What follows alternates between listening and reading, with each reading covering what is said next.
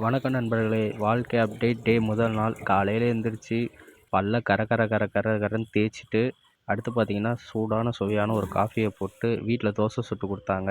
அத அழகா பொறுமையா உட்காந்து சாப்பிட்டுட்டு, பாப்பாவ ஸ்கூல்ல விட கிளம்பியாச்சு. பாப்பாவ ஸ்கூல்ல விட்டுட்டு ரிட்டர்ன் பார்த்தீங்கன்னா, நம்ம வந்து ஆஃபீஸ் கிளம்பிட்டோம். ஆஃபீஸ் வண்டியில போம்போது பல சிந்தனை, பல யோசனை.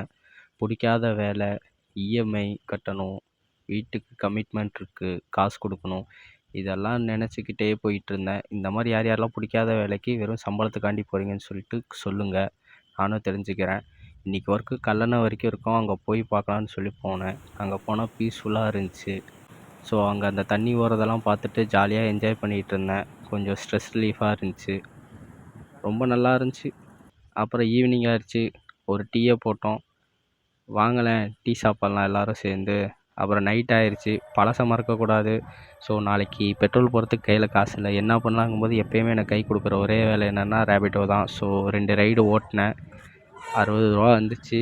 ஆனால் மொத்த அமௌண்ட்டு ரூ. 95 வந்துச்சு. நாளைக்கு பெட்ரோல் காடிக்கு போட்டுக்கலாம், பிரச்சனை இல்லை.